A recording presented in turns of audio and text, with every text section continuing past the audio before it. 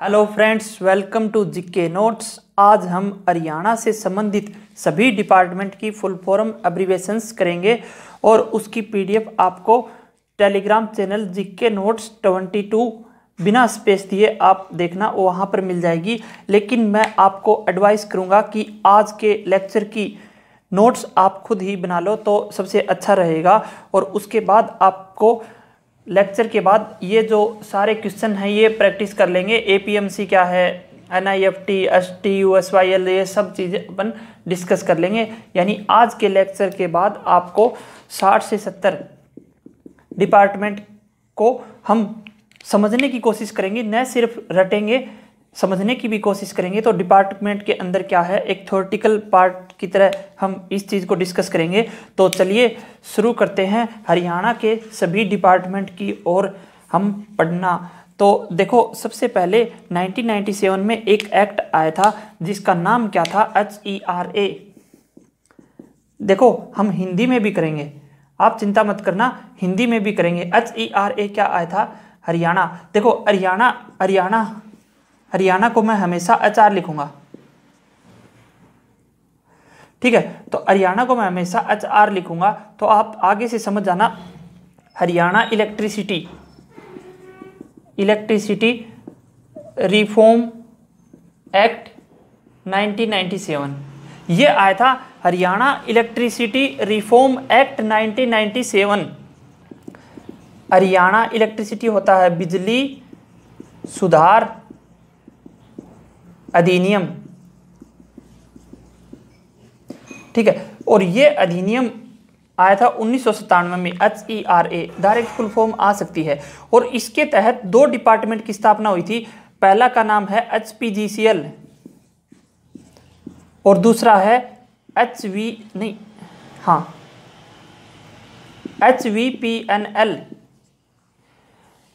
HPGCL क्या है, Haryana power generation corporation limited.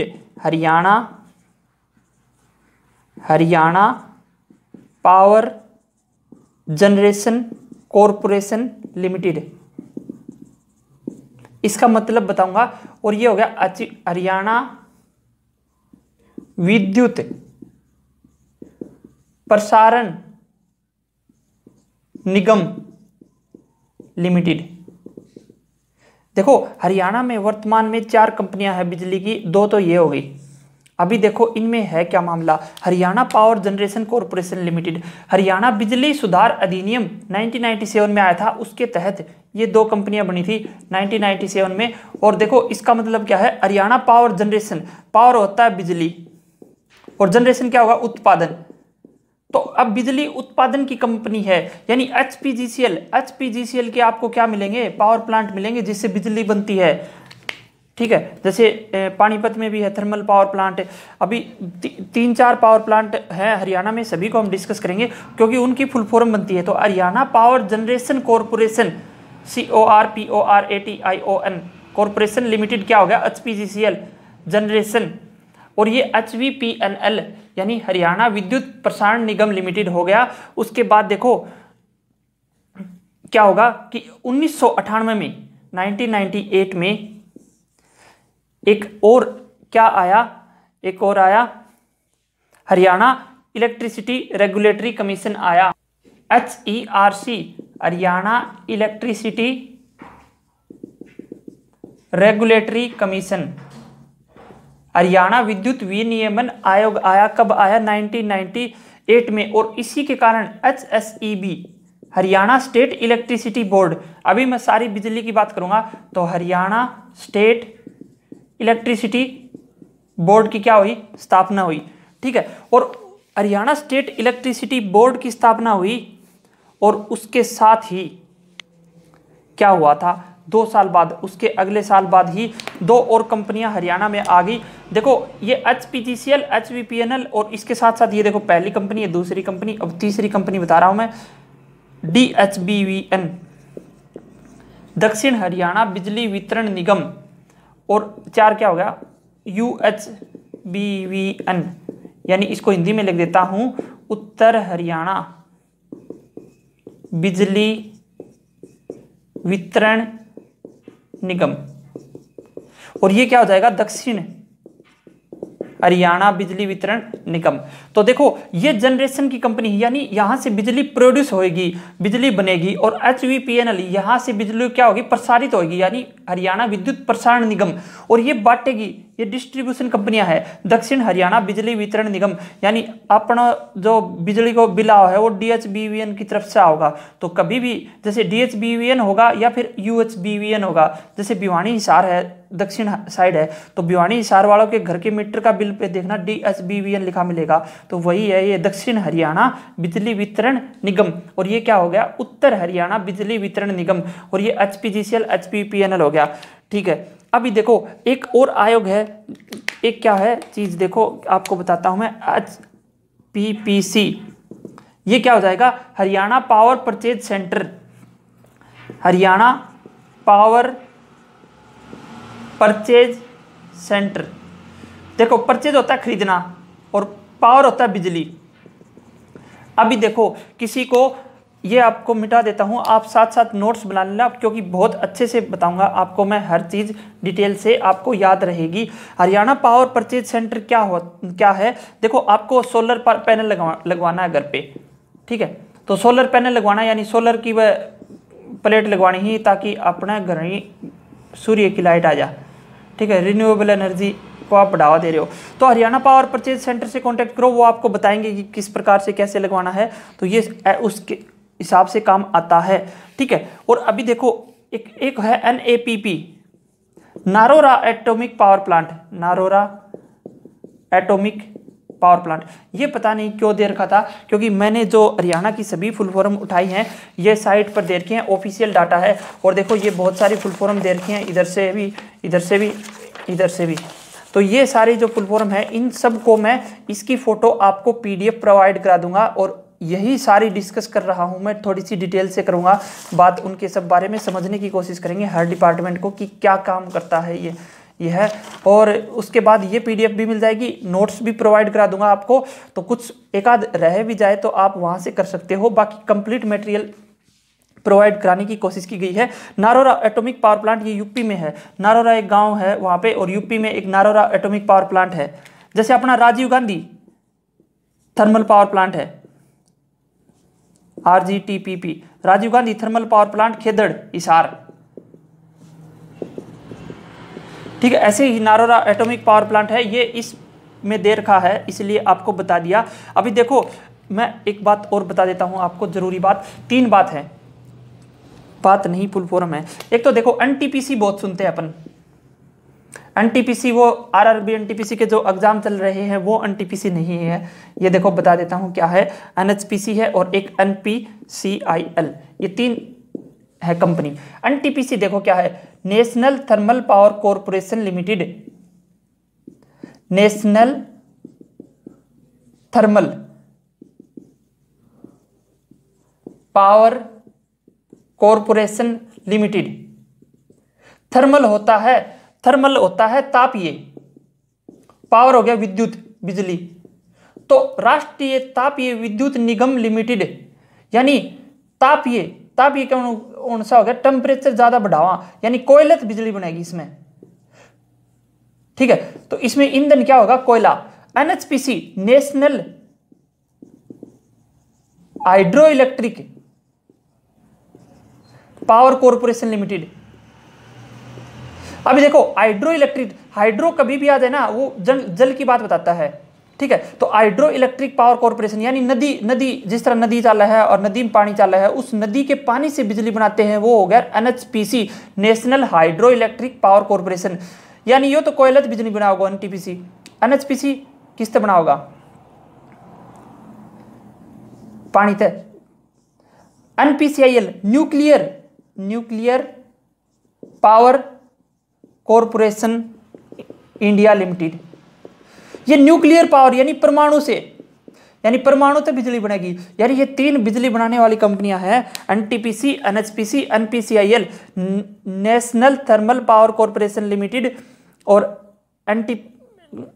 NHPC national hydro electric power corporation, और NPCIL national nuclear power corporation of India. ये 3 कंपनियां होगी जो बिजली बनाती हैं। ठीक है, तो ये ऑलमोस्ट बिजली विभाग से सारे डिपार्टमेंट हो चुके हैं मेन जो इंपॉर्टेंट है एग्जाम के लिए। और इसके अलावा अभी देखो आगे आप लिखते जाना, नोट्स को अच्छे से बना लेना और ये पीडीएफ आप खोल के रख लेना पास से, ताकि कोई भी स्पेलिंग मिस्टेक ना हो। यहाँ पे मुझसे भी हो सकती है, आपसे भी हो सकती है। थोड़े से नोट्स बनाओ तो अच्छे से बना लिया करो। अभी देखो और बता देता हूँ आपको क्या मामला है। जैसे ये बहुत लेस इंपॉर्टेंट है, NRLDL northern load dispatch centre, ये छोड़ो, आप नोट्स में मिल जाएंगे, लेकिन मैं आपको नहीं बता रहा, कोई बात नहीं, ये जरूरी भी नहीं है। तो अभी आपको एक जरूरी बात बताता हूं, SJVNL। अभी देखो SJVNL भी तो इसी का पार्ट है, किसका? NHPC, national hydro electric power corporation, Satluj Jal विद्युत निगम लिमिटेड। यानी हिंदी में लिख देता हूं मैं, सतलुज जल विद्युत, दिख रहा क्या, निगम लिमिटेड, सतलुज जल। यानी इसमें क्या होगा, सतलुज नदी के पानी से हम क्या बनाएंगे, बिजली बनाएंगे। और ये बहुत बड़ी परियोजना चल रही है, आगे आने वाले समय में 5000 मेगावाट तक बिजली उत्पादन की जाएगी यहाँ पर। ये बहुत बड़ा अमाउंट है। ये जो झज्जर में 2 पावर प्लांट है, एक तो Indira Gandhi thermal power plant है और एक महात्मा गांधी के नाम से है, आमने सामने है बिल्कुल। और इन दोनों की कैपेसिटी है 3000 मेगावाट। जबकि SJVNL की सतलुज जल, इसकी योजना बहुत बड़ी योजना है, बहुत ज़्यादा अमाउंट पे बिजली पैदा की जाती है, सतलुज जल विद्युत निगम लिमिटेड। ठीक है, और उसके बाद एक SYL। ये बताओ, सतलुज यमुना लिंक। ठीक है, सतलुज यमुना लिंक, ये मैं आपको अच्छे से बता देता हूं क्या है। देखो यहां पर क्या है, हरियाणा, और ये बॉर्डर है, और यहाँ पे क्या है, पंजाब। और पंजाब में एक नदी बहती है, यहाँ पंजाब लिख देता हूँ, ये बॉर्डर हो गया। और यहाँ पे पंजाब में एक नदी बहती है सतलुज, जो पाकिस्तान में जाती है। व्यास इसमें आके मिल जाती है, सतलुज व्यास रावी चिनाब झेलम, ऊपर है सारी, सतलुज व्यास रावी चिनाब झेलम और इंदस, ये हो गए। तो अभी देखो ये हरियाणा, ये लाइन के पीछे क्या है, हरियाणा, और ये सतलुज नदी जा रही है। ठीक है, ये व्यास नदी आके इसमें मिल जाती है, कोई बात नहीं। अभी देखो क्या है कि ये जो सतलुज नदी है, ये सतलुज, और यहाँ पे यमुना नदी यहाँ से जा रही है हरियाणा में। तो ये यमुना, और यमुना नदी से यहाँ पे नहरें निकाल रखी हैं।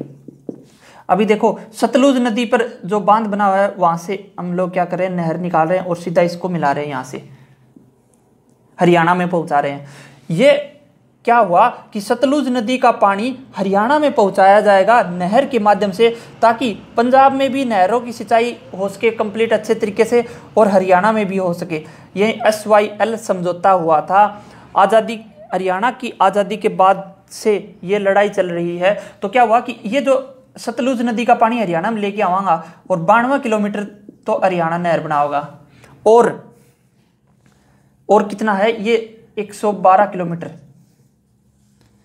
122 किलोमीटर, 122 किलोमीटर पंजाब नहर बना होगा।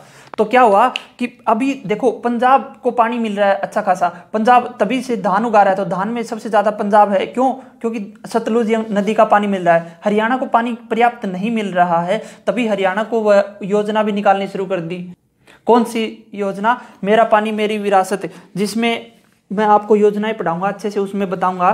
क्योंकि हरियाणा में आप धान उगा रहे हो तो वहाँ पे पानी की बहुत ज़्यादा खपत होती है, तो उसकी कमी को दूर करने के लिए हरियाणा ने योजना चलाई कि धान मत उगाओ।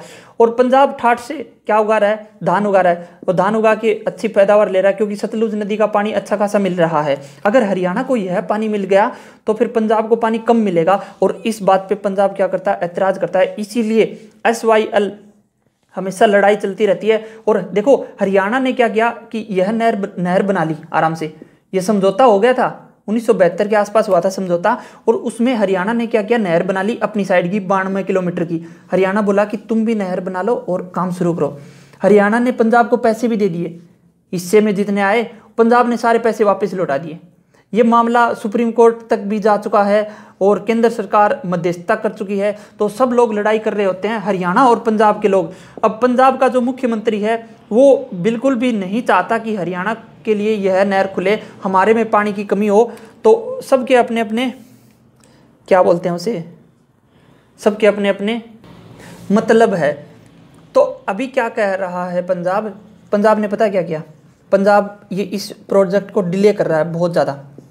तो पंजाब के जो मुख्यमंत्री था उन्होंने क्या किया कि ये जो ज़मीन ले रखी थी पंजाब लोगों की कि भाई नहर के अंदर में आएगी ज़मीन, वो ज़मीन उनको वापस दे दी। अभी 2020 में ही मीटिंग हुई थी और हमेशा मीटिंग होती रहती है, और जिसमें पंजाब का सीएम ने पता है क्या बयान दिया कि बोला कि ये विदेशी ताकत है जो हमसे लड़ाई करवा रही है, जबकि हरियाणा यह चाह रहा है कि सिर्फ पंजाब पानी देते। ठीक है, तो पंजाब के जो सीएम है कौन, अमरिंदर सिंह, उन्होंने पता है क्या बयान दिया, उन्होंने पाकिस्तान का नाम ले दिया इस नहर में भी। उन्होंने आरोप लगाया कि पाकिस्तान की तरफ से माहौल बिगाड़ने की कोशिश की जा रही है और वो 6 फॉर जस्टिस के नाम से अलगाववादी संगठन को पुनर्जीवित करने का भरसक प्रयास कर रहा है और राष्ट्रीय सुरक्षा को भी खतरा जताया। भाई पानी दे दो ना, हरियाणा ने नहर बना ली, पंजाब वालों तुम भी बना दो नहर ताकि हरियाणा में भी पानी की पूर्ति हो जाए। हरियाणा यही डिमांड कर रहा है, लेकिन पंजाब कभी नहीं मान रहा और मानेगा भी नहीं। जब तक पंजाब का जोर चलेगा ना तो पंजाब नहीं मानेगा। सुप्रीम कोर्ट का ऑर्डर भी नहीं मान रहा, बहुत डिले हो रहा है यह प्रोजेक्ट। अगर ये पास हो गया तो हरियाणा में पानी की कमी कौन रहा है।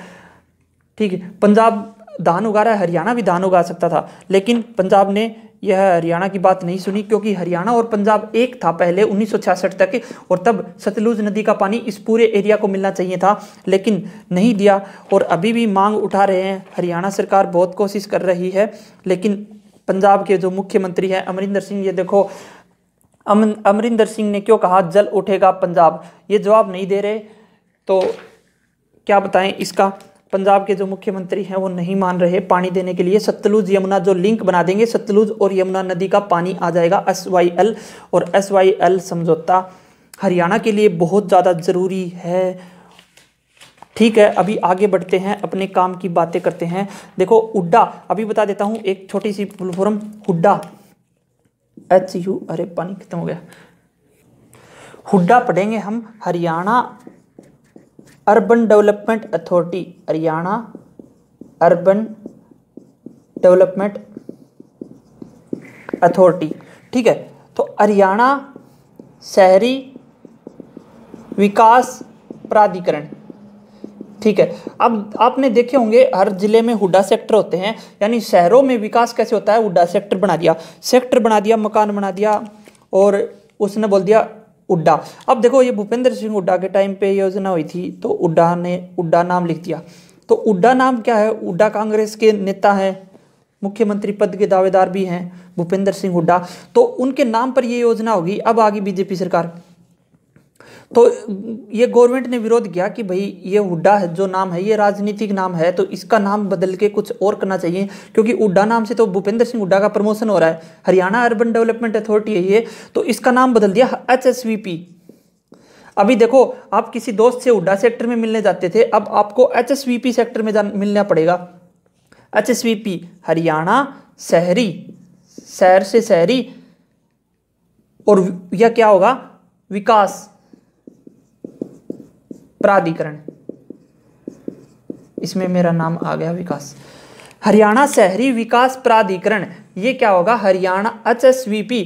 तो HSVP सेक्टर बनेगा, हुड्डा सेक्टर कौन बनी, आगत है, तो HSVP सेक्टर हरियाणा शहरी विकास प्राधिकरण। एक और भी है हुडको जो कम इंपॉर्टेंट है, Haryana housing and urban development corporation limited, housing and urban development corporation limited.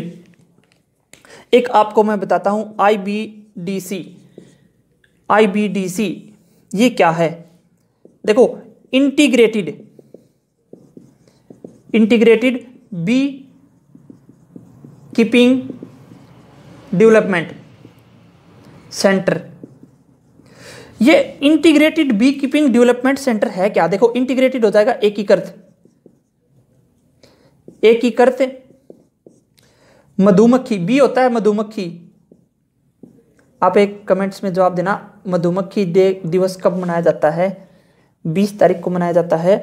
और वो कौन से महीने में मनाया जाता है वो बताना। कीपिंग होता है पालन, मधुमक्खी पालन, पालक हो गया। मधुमक्खी पालन विकास केंद्र, यहाँ से हिसार से फतेहाबाद साइड जाते हो तो वहाँ पे नहर है और वहाँ पर जो मधुमक्खी पालन किया जाता है वहाँ पर मैंने देखा था, इसलिए बता रहा हूँ। तो एकीकृत मधुमक्खी पालन विकास केंद्र है, वहाँ पे पता है क्या होता है, डब्बे वगैरह रख देते हैं, उसमें माड़ मक्खी आई जाही और शहद बना देती हैं और वो पालन बोलते हैं उसे, शहद को निकाल लेते हैं, मक्खियाँ फिर से आज़ाद हो जाती हैं। तो integrated B keeping development centre है और ये करनाल में है भाई, और करनाल में नहीं, सॉरी रामनगर कुरुक्षेत्र में है, रामनगर कुरुक्षेत्र में है। और अगर आपको मधुमक्खी पालन करना है तो आप IBDC में जाओ और वहां से ट्रेनिंग लेके आओ, क्योंकि इसने इजराइल के साथ समझौता कर रखा है। हरियाणा के सारे प्रोजेक्ट इजराइल के साथ समझौते से हैं, एक अमेरिका के साथ भी है, वो मैं आपको बता दूंगा, अभी आएगा थोड़ी देर में। तो IBDC integrated B keeping development centre, एकीकृत मधुमक्खी पालन विकास केंद्र, ये कहाँ पर है, रामनगर कुरुक्षेत्र में है। और मधुमक्खी पालन की ट्रेनिंग ले लियो तब जाके मधुमक्खी पालियो, ठीक है, नहीं तो बहम पालेगा, सॉरी। तो ये हो गया integrated B keeping development centre, ये हो गया। चलो ठीक है, आगे बढ़ते हैं। IIHM, ये बहुत ज़्यादा इंपॉर्टेंट है और ये पूछा जा सकता है। IIHM इंडिया इंटरनेशनल INT लिख देता हूं, हॉर्टिकल्चर मार्केट, ये हो गया इंडिया इंटरनेशनल हॉर्टिकल्चर मार्केट। अभी ये है क्या, ये मैं बता देता हूं, इंडिया का लिख देता हूं, भारतीय, देखो हिंदी अच्छे से बता रहा हूं, अंतर्राष्ट्रीय हॉर्टिकल्चर होता है बागवानी मार्केट, और ये है गन्नौर सोनीपत में। यह भारतीय अंतर्राष्ट्रीय बागवानी मार्केट कहां पर है, गन्नौर सोनीपत में है। और ये क्या चीज है, यह जब बनेगी तब एशिया की सबसे बड़ी हॉर्टिकल्चर मार्केट बनेगी। तो आप इसको याद रखना, IIHM India international horticulture market Sonipat में है। आप देख सकते हो गन्नौर NH 44 पर है। देखो एक ये भी है ISWMS, ये पता है टेक्निक होती है, जैसे integrated solid waste management system, integrated solid waste management system, एकीकृत ठोस वेस्ट मैनेजमेंट सिस्टम, ठीक है। तो integrated solid waste management system, इसकी फुल फॉर्म हो जाती है ISWS, कम इंपॉर्टेंट है, लेकिन IIHM तो बहुत ज़्यादा ज़रूरी है, इसको आप अच्छे से याद कर लेना, नहीं तो आपको दिक्कत हो सकती है, ठीक है। अभी देखो एक और आ गया इससे मिलता जुलता है, ISWMS integrated solid waste management system, ये तो वही हो गया। अभी देखो नेक्स्ट, एकीकृत ठोस अपशिष्ट प्रणाली सिस्टम, इसमें देखो क्लस्टर प्रोजेक्ट को मंजूरी मिल चुकी है। अब क्लस्टर प्रोजेक्ट है क्या, वो आपको जानने की जरूरत नहीं है, नेट पर देख लेना, यूट्यूब पर। अभी देखो IWRD, आई से हो जाएगा irrigation and water resource department, irrigation and water resource department. Irrigation को बोलते हैं सिंचाई और वाटर को बोलते हैं पानी, पानी को हम बोलेंगे जल, रिसोर्स होता है संसाधन और डिपार्टमेंट होता है विभाग, सिंचाई एवं जल संसाधन विभाग, सारा के हेडक्वार्टर पंचकुला कर दियो, ठीक है। तो ये हो गया irrigation and water resource department हो गया। MDI, देखो MDI बहुत ज़्यादा इंपॉर्टेंट है, मैनेजमेंट एंड डेवलपमेंट इंस्टीट्यूट, तो मैनेजमेंट एंड डेवलपमेंट इंस्टीट्यूट, और ये है भाई गुरुग्राम में। MITC minor irrigation tubewell corporation of India, minor irrigation tubewell corporation of Haryana, MITC minor irrigation सिंचाई, ट्यूबवेल होता है कुआं, हर्षेक मेरा सबसे फेवरेट डिपार्टमेंट है हर्षेक, इसको हिंदी में हर्षेक बोलते हैं। ये आपको देखने को मिलेगा। देखो इसमें है क्या, हरियाणा स्पेस, देखो HAR, आपको कहीं पर भी HAR लिखा मिले तो आप हरियाणा मिलोगे। जैसे FED मिलेगा तो आपको फेडरेशन बोलना है, फेडरेशन संघ। तो HAR Haryana space application centre, space application centre, इसको बोल देंगे हरियाणा स्पेस का अंतरिक्ष अनुप्रयोग केंद्र। अभी देखो आप सब जानते हो कि जो सैटेलाइट के जो डाटा है, मैं इसको मिटा देता हूं। जैसे देखो ये आपको मैं दिखा भी देता हूं, मेरे पास इसका डाटा है कुछ। हर्षेक ये है हरियाणा अंतरिक्ष अनुप्रयोग केंद्र, हरियाणा स्पेस एप्लीकेशन सेंटर है और ये है हिसार में है, ठीक है। और ये देखो हर्षेक की फोटो है, ये डिपार्टमेंट के लोग हैं, बहुत ही ये होते हैं असली साइंटिस्ट हैं। क्योंकि देखो अभी जो सैटेलाइट जो धरती के बार बार घूम रहे हैं सैटेलाइट, वो डाटा कलेक्ट करते हैं डाटा, और वो डाटा कहाँ पे भेजते हैं, हैदराबाद में भेजते हैं, ठीक है। हैदराबाद में भेजे और हैदराबाद से डाटा आता है हरियाणा स्पेस एप्लीकेशन सेंटर में। और वो डाटा कौन सा आता है, जैसे ज़मीन, कौन सी ज़मीन काम की है, किस ज़मीन की लवणता जांच होती है, और ज़मीन उपजाऊ है कि नहीं, कैसी भी है, वातावरण कैसा है, आने वाला मौसम कैसा होगा। अभी देखो जैसे एक बार आया था कि तूफान आएगा, ये बात बहुत फैली थी। इन सब की जानकारी देता है ताकि हम आगे आने वाली आपदाओं की तैयारी कर सकें। वो हर्षेक हमें जानकारी देता है, हर्षेक सरकार को जानकारी देगा, और सरकार कोई भी मंत्री बयान दे के बोल देगा कि हाँ भाई ये घटना होने वाली है, आप सावधान रहें, बारिश ज़्यादा हो सकती है। तो ये सैटेलाइट डाटा हैदराबाद में आता है, हैदराबाद से हर्षेक के पास आता है। तो Haryana space application centre Haryana में हिसार में है, ये आप जाके देखना कभी अंदर जाने दे तो। लेकिन बहुत ज़्यादा महत्वपूर्ण डिपार्टमेंट है। इसकी 1986 में स्थापना हुई थी, बहुत अच्छा है, अच्छा से मतलब 86 में स्थापना हुई थी, और यह सरकार को बहुत ज़्यादा हेल्प करता है। इसकी तारीफ की जाए उतना कम। हर्षेक मेरा फेवरेट है, हरियाणा स्पेस एप्लीकेशन सेंटर। देखो यहाँ पे लिखा रहा है हर्षेक। तो आपको अगला डिपार्टमेंट बताता हूँ मैं, HFDC Haryana forest development corporation, Haryana forest development corporation. Haryana one विभाग, फॉरेस्ट वन होता है, डेवलपमेंट विकास हो गया, और कॉरपोरेशन हो गया निगम, हरियाणा वन विकास निगम। और ये वन, यार ये समझ जाओगे, वनों से संबंधित नीति बनाता है। HHGIS, देखो अच्छे से लिख देता हूं, HHGIS Haryana happening Haryana global investor summit, happening Haryana वैश्विक निवेशक शिखर सम्मेलन। वैश्विक निवेशक यानी विश्व के जो निवेशक हैं, इन्वेस्टर हैं, उनके लिए इनविटेशन होता है happening Haryana global investor summit, ठीक है। उसके बाद आ जाते हैं हिप्पा, HIPA हिप्पा भी मुझे बहुत अच्छा डिपार्टमेंट लगता है। क्यों लगता है हिप्पा, क्योंकि यहाँ से जो अभी HCS के फॉर्म निकले हुए हैं, तो HCS की जो ज्वाइनिंग होती है यानी ट्रेनिंग होगी, उसके बाद में हिप्पा में होती है। देखो 2019 में जो HCS लगे थे, 18-19 में, वो उनकी ज्वाइनिंग हुई थी Haryana institute of public administration, लोक प्रशासन संस्थान हरियाणा, इंस्टीट्यूट संस्थान पब्लिक लोक एडमिनिस्ट्रेशन प्रशासन, लोक प्रशासन संस्थान हरियाणा। यहाँ पे जो HCS लगते हैं, हरियाणा सिविल सर्विस के जो ऑफिसर्स होते हैं, उनकी ट्रेनिंग होती है।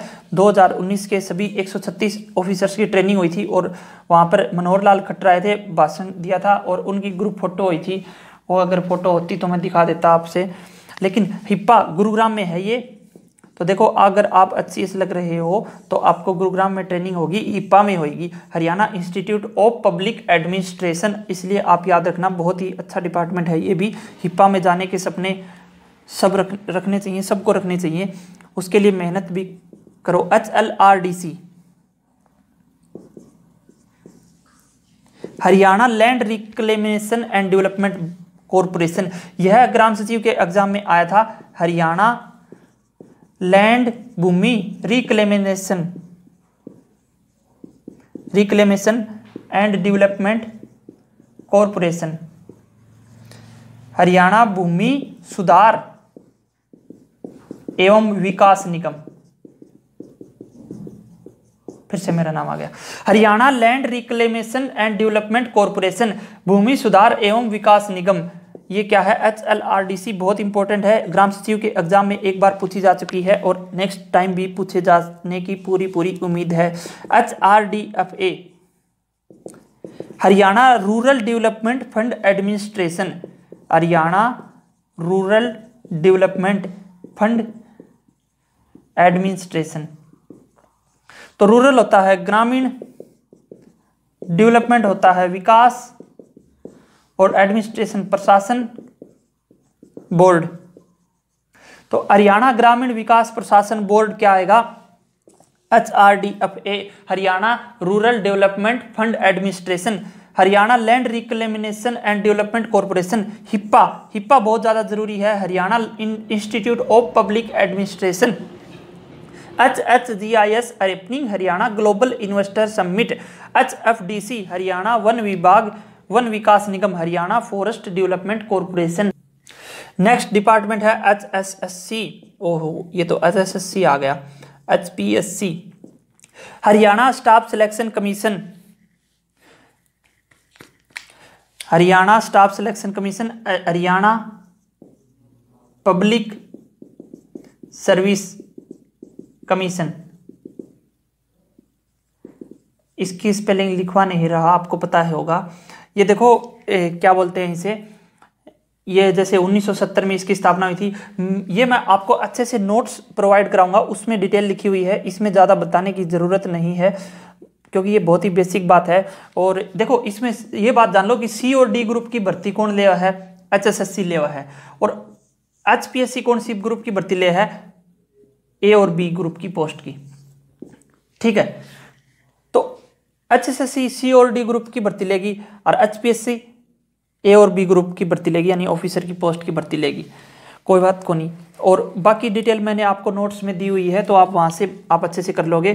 HSSCA ये अच्छी है, Haryana state seed certification agency.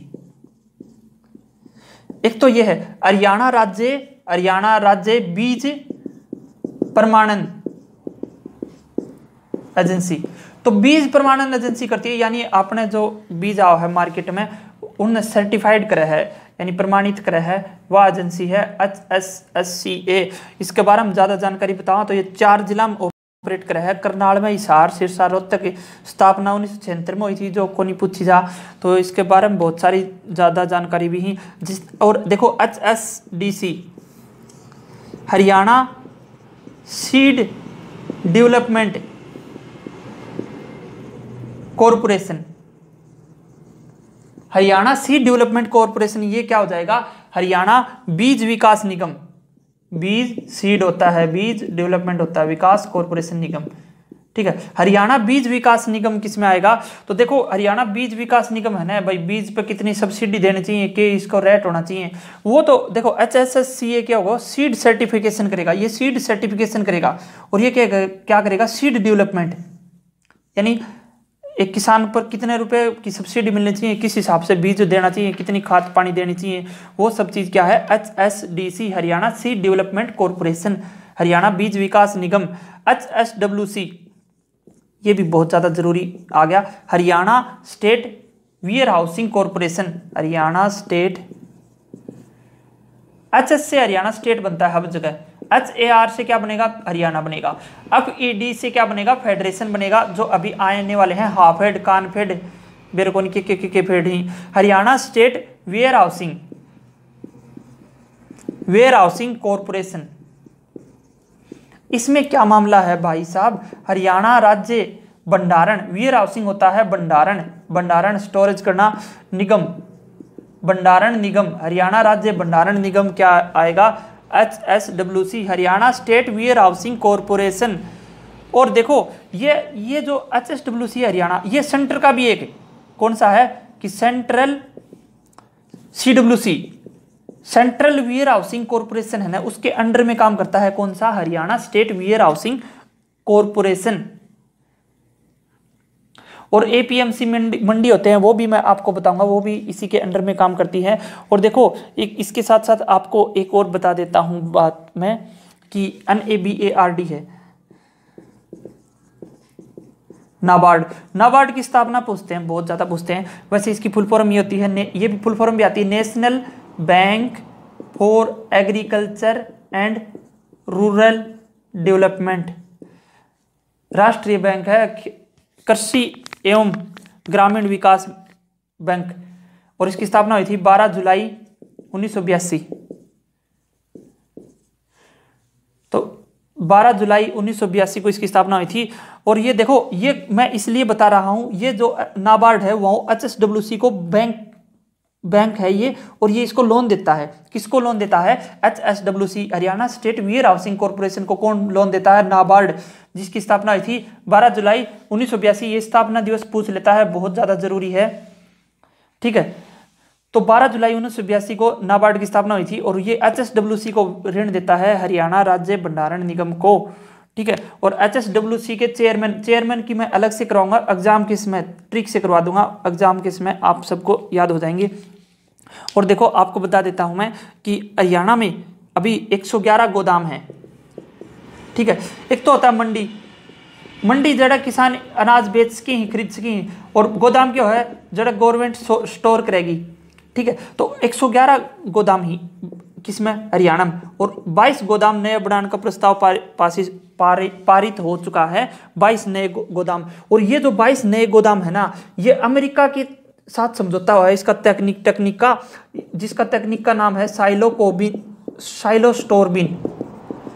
तो साइलोस्टोरबिन है। देखो हरियाणा सारे समझौते इजराइल के साथ करता है, लेकिन ये जो कौन सा भंडारण निगम वाला है, इन्होंने साइलोस्टोरबिन नाम की तकनीक है अमेरिका की, जिसमें अनाज का भंडारण किया जाता है। और अनाज का भंडारण कैसे किया जाता है, देखो अनाज का भंडारण, ये बहुत अच्छी तकनीक है, ये गुरुत्वाकर्षण बल पे काम करती है कि इसमें मशीन से लगी रहती है, और एक ऊपर से जैसे अनाज पड़ता रहेगा, जिस तरह अभी छाना करा करना है, अनाज को छानते हवा लगवाते हैं, तो वो सब चीज स्टोर टेक्निक है, और टंकी में स्टोर हो जाए वो सेफ सुरक्षित। तो साइलोस्टोरबिन तकनीक है, बहुत अच्छी तकनीक है, इसलिए हरियाणा ये जो 22 नए गोदाम बनाओगी, करंट अफेयर का बात से ये साइलोस्टोरबिन तकनीक की से बनाओगी।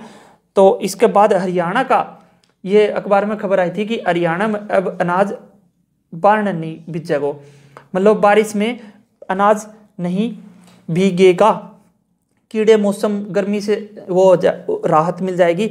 ये कौन सी तकनीक है, साइलोस्टोरबिन तकनीक। अब आ जाओ सबसे ज्यादा हाफेड, HAFED, हाफेड, एक सेकेंड, ये देखो हाफेड क्या है, वही हरियाणा स्टेट, FED से हम क्या बना जाएंगे हमेशा, फेडरेशन। तो देखो Haryana state cooperative supply and marketing.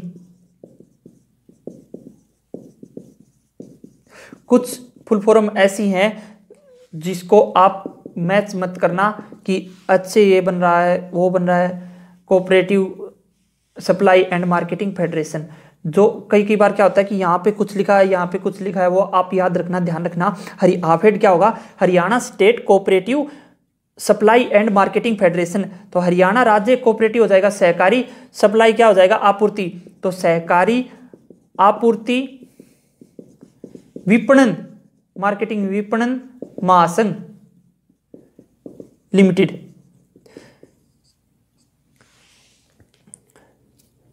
और कॉरपोरेशन मिनिस्टर हैं वो बनवारी लाल हैं, उनके अंतर्गत आता है। और हाफेड के चेयरमैन है कैलाश भगत, जो मैं आपको बताऊंगा अच्छे से। तो देखो ये कोऑपरेटिव हर हर फुल फॉर्म में देखने को मिलेगा। तो ये एक्चुअल में कोऑपरेटिव है क्या, ये मैं आपको बता देता हूँ। कोऑपरेटिव है क्या, कोऑपरेटिव कुछ भी नहीं है। ये जो है हरियाणा की जो कोऑपरेटिव सोसाइटियाँ हैं, हरियाणा की कोऑपरेटिव होता है सहकारी कोऑपरेटिव सोसाइटीज हैं, ठीक है।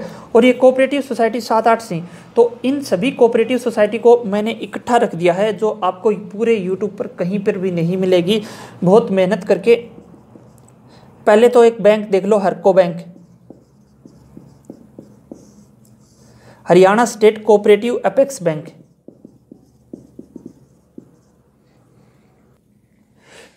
Haryana state cooperative apex bank है हरको बैंक। हरको बैंक से याद रखना, हरियाणा आचार से Haryana cooperative bank, Haryana state cooperative apex bank, Haryana state cooperative agriculture and rural development bank, Haryana state cooperative agriculture and rural development bank, ये है HSCARDB। अब देखो हाफेड हमने पढ़ लिया हरियाणा स्टेट, हाफेड तो पढ़ लिया Haryana state cooperative supply and marketing federation, ठीक है। अब देखो अभी फेड दिखाता हूं आपको, शुगर फेड, देखो शुगर फेड, अभी देखो शुगर क्या है, चीनी, तो शुगर फेड होगी। देखो सभी में क्या लगेगा आपको, मैं एक चीज बताता हूं, एक गजब की बात बता देता हूं मैं आपको। देखो हरियाणा स्टेट कोऑपरेटिव फेडरेशन, देखो ये जो बात है, क्या बात है, देखो हरियाणा स्टेट कोऑपरेटिव, अभी देखो शुगर मिल, शुगर से क्या बना देंगे यहाँ पे, sugar mill, sugar mills federation, ठीक है। तो शुगर फेड क्या हो जाएगा, Haryana state cooperative sugar mills federation. अभी देखो नेक्स्ट क्या आ जाएगा, जैसे डायरी फेड है, डेयरी फेड है, तो अभी देखो डेयरी फेड की बनानी है हमें फुल फॉर्म, तो क्या हो जाएगा, इसको भी हम ऐसे ही बोलेंगे कि हरियाणा स्टेट कोऑपरेटिव, अब शुगर मिल की जगह हम क्या बोल देंगे, dairy development federation, Haryana state cooperative, ये इसे क्या बोल देंगे यहाँ पे, डेयरी डेवलपमेंट फेडरेशन। अभी नेक्स्ट आ जाएगा कॉनफेड, ये बहुत पूछा जाता है। और कौन से हम क्या बनाएंगे, कौन से हम बनाएंगे, कंज्यूमर, और कंज्यूमर भी हम कैसे बनाएंगे, होलसेल कंज्यूमर होता है उपभोक्ता। तो इसकी फुल फॉर्म कैसे बनाएंगे, Haryana state cooperative wholesale consumer federation, ठीक है। तो हरियाणा स्टेट कोऑपरेटिव ही तो लगाना है सबके सामने, और लगा देंगे। जैसे लेबर फेड है, इसके मैंने नोट्स अच्छे बना रखे हैं, तो आप नोट्स प्रेफर कर लेना, लेकिन खुद के नोट्स भी बनाने हैं। लेबर फेड है, अभी बना देंगे इसको, क्या बना देंगे कि Haryana state cooperative labour and construction federation. तो लेबर फेड में क्या जुड़ जाएगा यहाँ पे, लेबर एंड कंस्ट्रक्शन फेडरेशन, ठीक है। अभी अगला आ जाओ हाउस फेड, सभी फेड को मैंने इकट्ठा कर दिया तो आपको आसान हो जाएगा। हाउस फेड, तो फेड से हम फेडरेशन बना देंगे, Haryana state cooperative housing federation. तो हाउस फेड को हम लोग क्या लिख देंगे, यहाँ पे लिखे लेबर फेड वाला हटा के हाउसिंग फेडरेशन। अभी देखो हरको फेड है, Haryana state cooperative development federation. तो अभी नेक्स्ट बता देता हूं मैं आपको, ये मैंने आपको जल्दी जल्दी बता दिए, कोई बात नहीं। हरको फेड, तो एचआर से हरियाणा और सीओ से कोऑपरेटिव और फेडरेशन, तो ये इसमें क्या आ जाएगा, सीधा यही आ जाएगा, Haryana state cooperative development federation, ठीक है। अभी देखो हरियाणा स्टेट इंडस्ट्रियल फेडरेशन भी है, Haryana state industrial federation, Haryana handloom weavers cooperative apex society limited है, वो आपको मैं नोट्स में प्रोवाइड करा दूंगा, ज़्यादा ज़रूरी नहीं है। अभी बढ़ते हैं आगे, हम बहुत आगे बढ़ते हैं। अब HSAMB, Haryana state agriculture marketing board, Haryana state, HS से तो हरियाणा स्टेट ही बनाना है, एग्रीकल्चर मार्केटिंग बोर्ड, ठीक है। तो Haryana state agriculture marketing board की स्थापना 1969 में हुई थी। हरियाणा राज्य एग्रीकल्चर मार्केटिंग को बोलते हैं विपणन और बोर्ड हो गया, और कृषि, हरियाणा राज्य कृषि विपणन बोर्ड की स्थापना हुई थी 1 अगस्त 1969 को। तो ये कृषि संबंधित सेवाओं के बारे में बताता है। और देखो नेक्स्ट क्या आ जाएगा, Haryana HSCARDB, Haryana state cooperative agriculture and rural development bank. तो देखो लास्ट में बी से बैंक हो सकता है, ये आप ध्यान रखना। Haryana state cooperative agriculture and rural development bank, ये मैं आपको बता चुका हूँ बहुत बार, Haryana state cooperative agriculture and rural development bank. और देखो क्या हुआ था कि ये जो बैंक था ये बहुत पुरानी बात होगी। अब ये अर्को बैंक था, ARCO। तो देखो हरको बैंक हमने पढ़ा था, तो इसमें क्या था, अच्छा Haryana state cooperative apex bank, ये हमने पढ़ा था, ठीक है। तो हरको बैंक को क्या किया था, इन्होंने हरको बैंक को वो कर दिया था, इसमें मिला दिया था, किसको, Haryana state cooperative agriculture and rural development bank को हरको बैंक में मिलाने की बात कही जा रही थी, क्योंकि हरको बैंक है बड़ा। तो देखो बैंकों को मिलाने की बात काफ़ी टाइम से चल रही है और मिलते रहते हैं बैंक, एक बैंक टूट के दूसरा बन गया, जुड़ते रहते हैं। तो ये जो इस बैंक में है ना बहुत ज़्यादा कर्जा हो गया था किसानों को, और NPA हो गया था। NPA होता है नॉन परफॉर्मिंग एसेट, NPA बहुत ज़्यादा हो गया था इस बैंक का। तो इसने मर्ज करने की बात चल रही थी कि हरको बैंक में मिला दो, ठीक है। तो NPA तो तुम लोग जानते ही होगे, नहीं पता तो आप कहीं से भी देख सकते हो, बहुत ईजी बात है। HSDC, Haryana state development, Haryana seed development corporation हो चुका है। HSSCA, Haryana seed certification agency, ये दोनों मैं आपको बता चुका हूं। तो चलो एक हरियाणा का एक मिशन बताता हूं मैं आपको, Haryana skill development mission, HSDM, Haryana skill development mission, HSDM, Haryana skill development mission. Haryana skill को बोलेंगे हम कौशल डेवलपमेंट होता है, विकास, और मिशन को बोलेंगे मिशन हिंदी में, हरियाणा कौशल विकास मिशन। और इसके तहत ITI खोले जाते हैं, और ITI में आप लोगों को पता ही होता है कि जैसे काम सिखाया जाता है जिसमें आपको स्किल जितनी स्किल इंप्रूवमेंट किया जाता है। अभी देखो नेक्स्ट क्या आ जाएगा, नेक्स्ट डिपार्टमेंट आ जाएगा HSIIDC,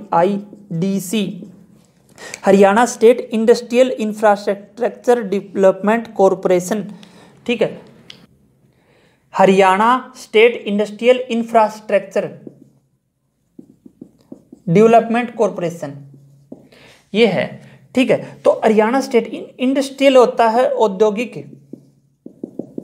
और इंफ्रास्ट्रक्चर हो जाएगा बुनियादी, इंफ्रास्ट्रक्चर को हम बोलेंगे ढांचा। तो हरियाणा राज्य औद्योगिक एवं बुनियादी ढांचा विकास निगम, हरियाणा स्टेट औद्योगिक एवं बुनियादी ढांचा विकास निगम क्या है, HSIIDC, Haryana state infrastructure investment development corporation, HSIIDC। और इसके तहत एक यूनिवर्सिटी खोली गई थी, हरियाणा विश्वकर्मा यूनिवर्सिटी, जो कहाँ पर है, पलवल दुधौला में, ठीक है। और एक और चीज बता देता हूँ मैं आपको,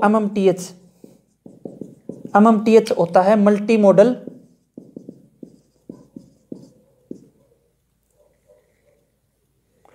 लॉजिस्टिक हब।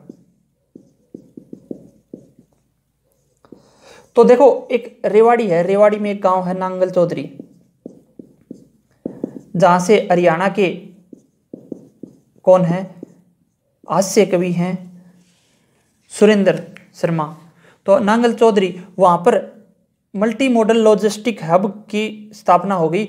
और पता है क्या होगा, मल्टी मॉडल जिस तरह मतलब मॉडल है वो, और बहुत सारे मॉडल हैं। तो वहां पर देखो जैसे उत्तर हरियाणा है, उत्तर हरियाणा में बहुत ज़्यादा डेवलपमेंट है, चाहे चंडीगढ़ साइड देख लो चाहे दिल्ली साइड देख लो। लेकिन जो दक्षिण हरियाणा है वहाँ पर इंडस्ट्रियल डेवलपमेंट बहुत ज़्यादा कम है।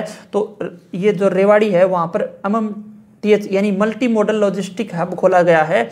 और वो जो है उसके कारण क्या होगा, मल्टी मॉडल में क्या होता है कि वहाँ पर जैसे यहाँ पे मल्टी मॉडल लॉजिस्टिक हब खुल गया, यहाँ पे ट्रांसपोर्ट बहुत अच्छा हो जाएगा, ट्रेन का ट्रांसपोर्ट भी हो जाएगा, आप ट्रक बहुत सारे यानी रोडवेज ट्रांसपोर्ट भी हो जाएगा, उसके अंदर भी जो किसी भी उद्योग के लिए एक फिजिबल इन्वायरमेंट मिल जाएगा, यानी यहाँ पर इंडस्ट्री लागस का है, काम चाल्स का है। तो दक्षिण हरियाणा में पहली बार नांगल चौधरी खुला गया है मल्टी मॉडल लॉजिस्टिक हब। बहुत अच्छी शुरुआत है, जिससे हरियाणा दक्षिण हरियाणा भी रोजगार मिलेगा, क्योंकि दक्षिण हरियाणा में रहने वाले अधिकतर लोग खेती ही करते हैं। गुड़गांव में जाके कम काम करी ही, और बाकी काम करी तो भी गुड़गांव में जाना पड़ा है। अब सोचो भिवानी में कंपनी खुल गई तो मौज हो जाएगी। APEDA एग्रीकल्चर एंड, इससे पहले एक और है AAS agriculture and allied sector, agriculture and allied sector, ये बहुत लेस इंपॉर्टेंट है। कृषि एवं संबंध क्षेत्र, देखो कुछ मैं बहुत ऐसे ही लाइटली बता के निकल जाता हूं, वो आपको नोट्स में मिल जाएगी, वो कम इंपॉर्टेंट भी है। APEDA agriculture and processed food product export development authority, ये दिल्ली में है, ये हरियाणा से नहीं है, तो आप इसको नोट से पढ़ लेना। APMC ये बहुत ज़्यादा जरूरी है। APMC वो तो रोड़ा हो रहा है, एग्रीकल्चर प्रोड्यूस मार्केट कमेटी। तो देखो ये क्या होता है, यह है कृषि उत्पाद एवं बाजार समिति। तो देखो APMC मंडी होती है, APMC मंडियों में ये हो गया, APMC मंडी की जो खबर आती रहती है, तो ये है क्या, एग्रीकल्चर प्रोड्यूस मार्केटिंग कमेटी, ठीक है। तो देखो आपको पता ही होगा कि पहले क्या था, पहले ये बोलता था ना कि किसान आंदोलन में एक मांग क्या है, कि ये होता था कि APMC मंडियों में ही दुकान नहीं सॉरी जो अनाज होता था किसानों का, वो सिर्फ APMC मंडियों में ही बेचा जाता था। तो वहाँ पे किसानों को उचित रेट मिल जाता था कि भाई जो अखबार में आ रहे हो, जो मार्केट में भाव चल रहा है, उसी भाव पर APMC मंडी किसान से अनाज खरीदेगी, ये थी बात। लेकिन APMC मंडी के बजाय और कोई भी संस्था नहीं थी जिसको ये अनाज खरीदने की अनुमति थी। लेकिन अब क्या हुआ, जो एक आया farmer trade and commerce act, इसके कारण क्या होगा कि अब है ना किसानों को अलाउड कर दिया गया कि APMC मंडियों से बाहर भी आप अनाज खरीद सकते हो। अब जैसे कोई भी अमीर लोग है, अरबपति है, वो अनाज खरीद सकता है बहुत ज़्यादा मात्रा में, और फिर वो अपने अकॉर्डिंग बाजार को कंट्रोल कर सकता है। यह सबसे बड़ा किसान आंदोलन का मुद्दा है। अगर APMC, अब जैसे देखो सरकार के पास अनाज पड़ा है, तो सरकार के पास अनाज है, तो वो यह तो पता है ना कि जैसे जनता को जरूरत पड़ी, तो ये तो है नहीं कि सरकार बहुत ज़्यादा भाव में बेचने लग जाएगी, क्योंकि सरकार जनता की होती है। लेकिन जो अमीर आदमी है, उद्योगपति है, अगर उसके पास बहुत सारा अनाज है, और जब अनाज की डिमांड हो गई बहुत ज़्यादा, जैसे प्याज एकदम प्याज खत्म हो जाते हैं भारत में, एक साल में एक बार समय ऐसे आ जाता है जनरली, तो उस समय वो प्याज को निकाले और फिर वो बहुत महंगे भाव पर बेचना शुरू कर दे, तो इससे जनता को बहुत ज़्यादा नुकसान झेलना पड़ सकता है। तो इसीलिए ये जो प्राइवेटाइजेशन है APMC मंडियों का, एग्रीकल्चर प्रोड्यूस मार्केट कमेटी, ये किसान आंदोलन का अहम मुद्दा है। तो अभी आंदोलन में यही बात हो रही है कि आप सिर्फ मंडी में ही बेच सकते थे, लेकिन अब मंडी से बाहर बेच सकते हैं। ये APMC आप याद रखना, full form agriculture produce market committee, BDS Bhagwat Dayal Sharma university of health science, Bhagwat Dayal Sharma university of health science, Bhagwat Hindi में लिख देता हूँ, Bhagwat Dayal Sharma university of health science, ठीक है। CIRB क्या है, central institute for research on buffaloes. Central होता है केंद्रीय, इंस्टीट्यूट होता है संस्थान, बफेलो होता है भैंस, अनुसंधान रिसर्च संस्थान, और ये आपको पता है कहाँ पर है, हिसार में है। 1985 में इसकी स्थापना हुई थी। और केंद्रीय भैंस अनुसंधान संस्थान कहाँ पर है, central institute of research on buffaloes, केंद्रीय भैंस अनुसंधान संस्थान। और ये देखो इसमें एक ICAR होता है, Indian council for agriculture research, Indian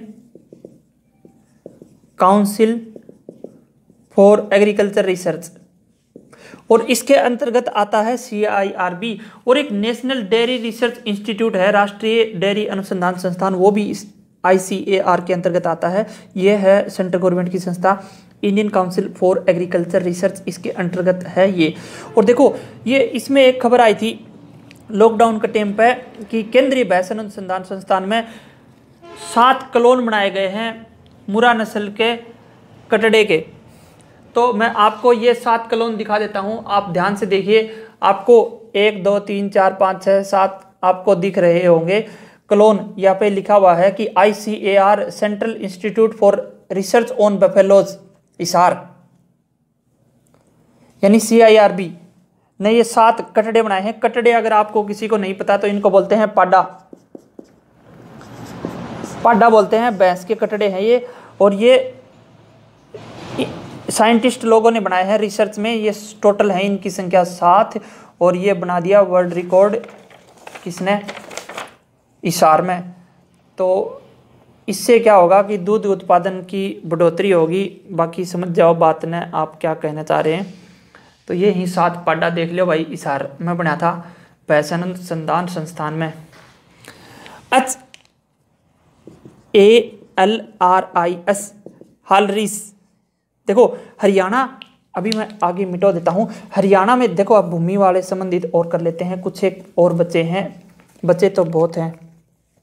HALRIS Haryana land record information system, Haryana land record, LRIS land record information system, Haryana land record information system, लिखाई खराब होगी। Haryana land record information system किस में आ जाएगा। अभी देखो जमीन का रिकॉर्ड निकालना है, जमाबंदी, नकल, ये सब चीज है ना, ये HALRIS इसके तहत निकाल सकते हैं। साइट पर जाओ, गांव को नाम भरो और नाम टोलो, जिसका जमीन नाम है उसकी नकल मिल जाएगी। HARIS HARIS, Haryana registry information system. अब किसी की रजिस्ट्री वगैरह आपको इंफॉर्मेशन निकालनी हो तो भी हो जाएगा। तो ये R से बनेगा रजिस्ट्री इंफॉर्मेशन सिस्टम, ठीक है। NDRI ये बता रहा था मैं, ICAR Indian council for agriculture research, राष्ट्रीय डेयरी अनुसंधान संस्थान। ये ध्यान से देखो, नेशनल डेयरी रिसर्च इंस्टीट्यूट, ये कहाँ पर है, करनाल में। और ये कब बना था, ये वैसे तो बना था इसको साइड में देखते रहो बार बार आप देखो, 1923 में ये कहाँ पर बना था, बेंगलोर में। 1923 में, 1955 में कहाँ पर आ गया था, करनाल। सही बोल रहा हूँ क्या? हाँ, तो 1923 में बेंगलोर में, और अब करनाल में आ गया। राष्ट्रीय डेयरी रिसर्च इंस्टीट्यूट, ये साइंटिस्ट लोग हैं जो रिसर्च करते रहते हैं दूध पर, दूध की क्वालिटी अच्छी हो, पोषक तत्वों की वगैरह वगैरह। नेशनल फूड सिक्योरिटी मिशन, अभी देखो NFSM national food security mission, national food security mission किस आएगा, तो ये हो गया राष्ट्रीय भोजन सुरक्षा मिशन। NIEITC ये बहुत कम इंपॉर्टेंट है, national institute of electronics and information technology centre, ये आप नोट कर लेना। NIFT, हाँ ये अच्छा है, national institute of fashion technology. Fashion का मतलब आते ही national, NIFT national institute of fashion technology, तो फैशन का मतलब आते ही आप समझ जाना क्या, कपड़े। तो इसमें अलग अलग तरह के कपड़े के वो है कोर्स होते हैं, और जो हमने कदे देखा को नहीं भाई, कितने देखा था भिवानी नेशनल। और ये हो गया अभी है ना, NIFT की एक ब्रांच आई है पंचकुला भी। तो देखो ये तो दिल्ली में है, national institute of fashion technology, Delhi में ज़्यादा फैशन है, वो फैशन नहीं जो मार्केट में देखने को मिलता है। ये इसमें अलग अलग डिजाइनिंग होती है, कपड़ों के बारे में जानकारी देते हैं। और ये 2016 में NIFT की ब्रांच आई थी, 2019 में अब चालू भी हो गया पंचकुला हरियाणा में। फैशन टेक्नोलॉजी को संस्था की कोर्स करवाया जागो। पंचकुला में जाए यो एडमिशन ले लियो, किसी ने लेना है, किसी ने फैशन टेक्नोलॉजी को शौक हो तो कितलेस को हो एडमिशन पंचकुला में जाके। और देखो NILP ये कम इंपॉर्टेंट हो गया, national integrated licensing policy, national integrated licensing policy, ठीक है। तो ये नेशनल इंटीग्रेटेड लाइसेंसिंग पॉलिसी एक बार पढ़ लेना ध्यान से। देखो ये नहीं कि देखो कोई भी डिपार्टमेंट इंपॉर्टेंट है कि नहीं है, देखो हरियाणा है, पूरा हरियाणा और हरियाणा में बहुत सारे डिपार्टमेंट है। अगर हमें सभी विभागों के बारे में जानकारी है तो हम आंसर तक अच्छे से पहुंच पाएंगे, और किसी चीज़ की जानकारी होना गलत बात नहीं होती। NIT KKR, NIT आप जानते हो national institute of technology Kurukshetra में है, कुरुक्षेत्र यूनिवर्सिटी के पास में ही है, बिल्कुल एक ही दीवार मिला है बॉर्डर की इनकी। और NIT national institute of technology, अभी देखो NLRDC national land record dispatch centre, तो नेशनल लैंड, अब देखो नेशनल की संस्था आ गई तो कम इंपॉर्टेंट है, आप नोट से कर सकते हो। NLRMP national land record modernization program, ये भी हो गया। अभी देखो ये एक चीज और बता देता हूं मैं आपको, NRCE national research centre on इक्विन्स। अब ये है क्या मामला, इक्विन्स होता है घोड़े, गधे, खच्चर, जेब्रा, यानी घोड़ों से संबंधित प्रजाति, और वहां पे क्या जाता है रिसर्च। तो ये कहां पर है आप सोचो, ये है हिसार में NH9 पर।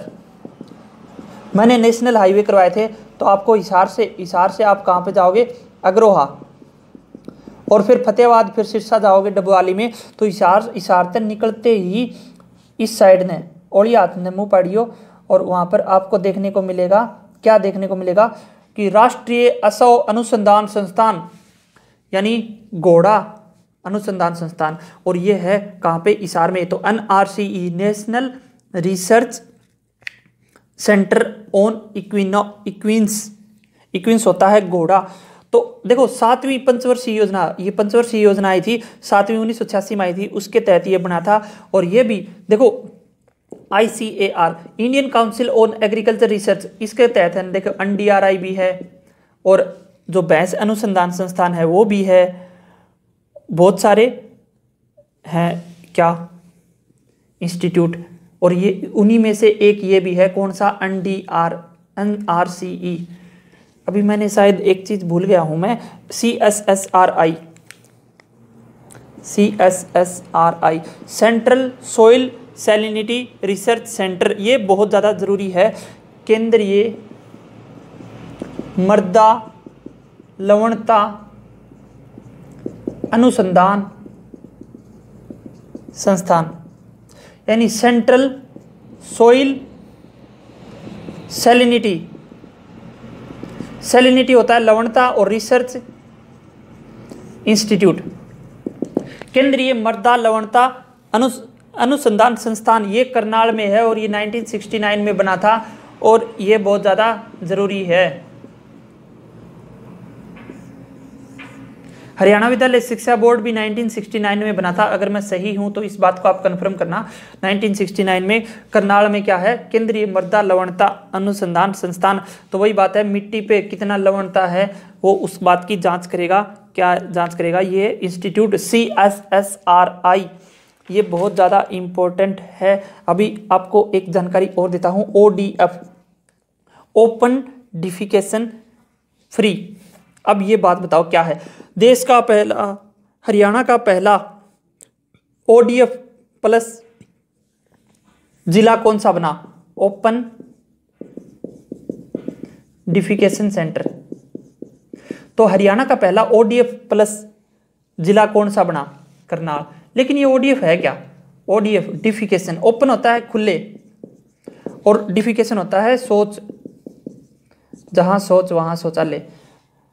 तो खुले में शौच मुक्त हरियाणा का पहला जिला कौन सा है, करनाल, यानी करनाल जिले के हर घर में शौचालय बना दिए गए हैं और इसलिए करनाल को क्या घोषित कर दिया है, ओडीएफ प्लेस। मुख्यमंत्री रहते हैं वहाँ पे मनोहर लाल खट्टर साहब, तो उन्होंने करनाल को तो बना दिया, बाकियों को भी बना देंगे ये हम उम्मीद करते हैं।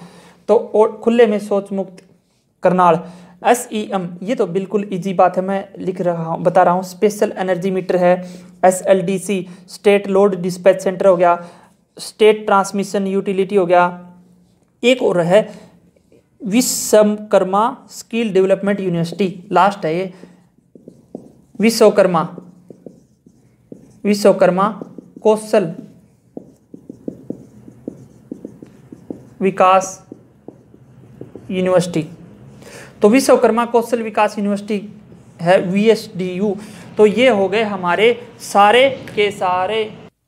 अभी जल्दी से एक फास्ट रिवीजन कर लेते हैं। हमने अभी जो पढ़ा है उस चीज़ का, तो मैं आपको जल्दी से सब चीज़ एक बार रिवीजन बता देता हूँ कि कैसे कैसे क्या मामला है। जैसे AAS agriculture and allied sector, ठीक है। APMC मंडिया थी, एग्रीकल्चर प्रोड्यूस मार्केट कमेटी। ये देखो Bhagwat Dayal Sharma university of health science. Chaudhary Charan Singh Haryana agriculture university, Haryana agriculture university 1970 में स्थापना हुई थी। और CIRB central institute of research on buffaloes, यानी केंद्रीय भैंस अनुसंधान संस्थान। CSSRI central soil salinity research centre, केंद्रीय मृदा लवणता अनुसंधान संस्थान। तो ये सेंट्रल सोइल रिसर्च इंस्टीट्यूट था, ये जो था वो मैं आपको दिखाना चाह रहा था, मेरे को वो पेज मिल गया है। देखो ये रहा, केंद्रीय मृदा लवणता अनुसंधान संस्थान। ये शायद आपको साफ नहीं दिखेगा, कोई बात नहीं। और ये हो गया, अभी देखो हो गया नेक्स्ट DHBVNL दक्षिण हरियाणा बिजली वितरण निगम लिमिटेड। अब आ जाओ GJUST Guru Jambheshwar university of science and technology, government of Haryana, government of India, HAFED, Haryana state cooperative supply and marketing federation, HALRIS Haryana state land record information system, HAREDA, ये मैंने आपको शायद नहीं बताया था, Haryana renewable energy development agency, HARIS Haryana registry information system, हरसेक HARSAC Haryana space application centre, Haryana अंतरिक्ष अनुप्रयोग केंद्र, HERA Haryana electricity reform act 1997। अभी नेक्स्ट देखते हैं क्या है, नेक्स्ट में क्या है, Haryana state electricity board, Haryana state industrial and infrastructure development corporation HSIIDC, Haryana staff selection commission HPSC, Haryana public service commission, HSSCA क्या था, Haryana state seed certification agency, HSWC Haryana state warehousing corporation, HUDA का नाम बदल दिया था, क्या बनाया था, हरियाणा शहरी विकास प्राधिकरण, और हरियाणा अर्बन डेवलपमेंट अथॉरिटी था पहले, इसका नाम बदल दिया गया था। हुडको आपको बताया था Haryana and urban development corporation limited, HVDC high voltage direct current, HVPNL Haryana Vidyut Prasaran Nigam limited, IDBC देखो integrated B keeping centre, IIHM Indian institute of horticulture market अंतरराष्ट्रीय बागवानी मार्केट Gannaur Sonipat, ISWMS integrated solid waste management system, IWRD irrigation and water resource department, MDI management development institute, MITC minor irrigation tubewell corporation of India Haryana NABARD, national bank for agriculture and rural development, NAPP Narora atomic power plant, NBA national boxing academy, NBRC national brain research institute centre, NCR national capital region, NDDR national dairy development board. ये हो गए। अभी देखो NIFT क्या है और बाकी सारे चीज क्या है, ये एक बार आप रिवीजन कर लो, फिर आपको समझ में आ जाएंगे। NIFT national electronic fund transfer भी होता है, लेकिन यहाँ पर क्या है, national institute of fashion technology कहाँ पर है, दिल्ली में, और पंचकुला भी बन जाएगी, बन दी तो 2019 में।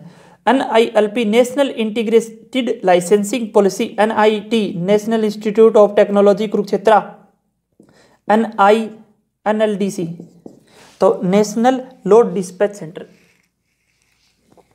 NLRMP national land record modernization program, NPC nuclear power corporation, NRCE national research centre on equines एसओ अनुसंधान संस्थान, NRLDC national region load dispatch centre, NTPC national thermal power corporation, NHPC national hydro electric power corporation, ODF open defecation free, SEB state electricity board, SEM special energy meter, SJVNL Sutlej Jal विद्युत निगम limited, SLDC state load dispatch centre, STU state transmission utility, UHBVNL उत्तर हरियाणा बिजली वितरण निगम। ठीक है, ये बता दिए हैं। गुरु Jambheshwar university of health science and technology हो गया। तो यार थैंक यू सो मच, आप लोगों ने यहाँ तक देखा वीडियो को, और आपको क्या बताना चाह रहा हूँ मैं, अगर आपको कोई भी डाउट हो, कोई भी डिपार्टमेंट रह गया हो, वो आप बता देना और उसका नाम कमेंट कर देना। उसके बाद उसको भी नेक्स्ट टाइम डिस्कस कर लेंगे, उसके बारे में थोड़ी बहुत चर्चा कर लेंगे, जिससे वो नाम हमें याद हो जाएगा। इसका आप नोट्स की PDF खुद बनाना। मेरे पास जितने भी क्लास नोट्स है, हैंड रिटन है, मैं आपको उनकी एक PDF बना के, और मेरे पास ये पेज भी है जो मैं आपको अभी रिवीजन करवा रहा था, इस पेज की भी आपको PDF मैं प्रोवाइड करा दूंगा अच्छे से। और उसके बाद आपको ये डिपार्टमेंट में बहुत सारे डिपार्टमेंट आराम से याद हो जाएंगे। थैंक यू सो मच, आपने इतनी देर तक देखा। समय है 3 मार्च हो चुकी है, 12:58। Thank you so much.